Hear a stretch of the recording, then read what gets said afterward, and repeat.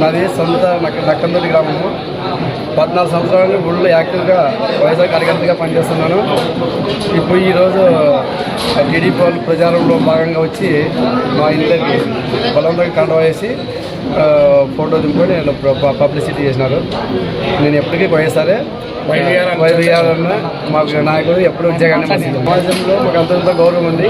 ఆ గౌరవాన్ని ఇంకోసారి ఇట్లా భంగం చేయకూడదని నా ఆవేదన. టీడీపీకి సంబంధించిన వారు నక్కందొడ్డి గ్రామానికి వెళ్ళి ఇంటింటి ప్రచారం చేస్తూ ఎవరైతే వైఎస్ఆర్ పార్టీలో యాక్టివ్గా ఉన్నటువంటి నాయకుల్ని చూస్ చేసుకొని బలవంతంగా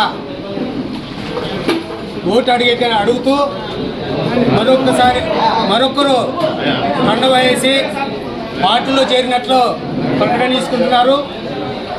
మా పార్టీ కార్యకర్తలు చాలా సీరియస్గా సిన్సియర్గా పనిచేసే నాయకుల్ని వాళ్ళని యొక్క విలువల్ని పోయే విధంగా వాళ్ళ పార్టీలో చేసినట్లు సోషల్ మీడియా ద్వారా ప్రచారం చేసుకుంటున్నారు.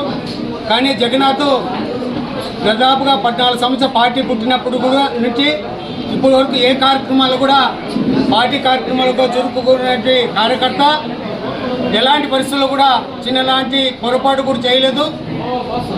జగన్ అన్న, రాజశేఖర రెడ్డి అన్న, అదేవిధంగా వెంకటరామరెడ్డి అన్న కూడా పిచ్చి అభిమానం ఉన్నటువంటి కార్యకర్త.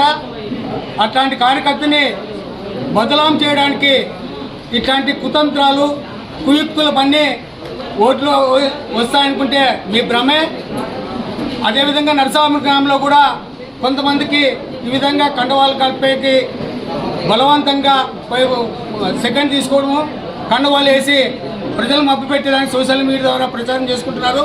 ఇది పెద్ద తప్పు.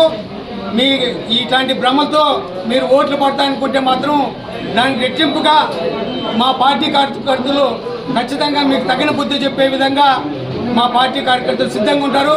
మా నాయకత్వం కూడా వారికి ఇలాంటి మా కార్యకర్తలు కాపాడుకోవడానికి అన్ని విధాలా సంసిద్ధంగా ఉంటాయని చెప్పి తెలియజేస్తూ ఇట్లాంటి దుశ్చర్యలు పాల్పడొద్దని చెప్పి తెలుగుదేశం పార్టీ నాయకులకు హెచ్చరిస్తున్నారు.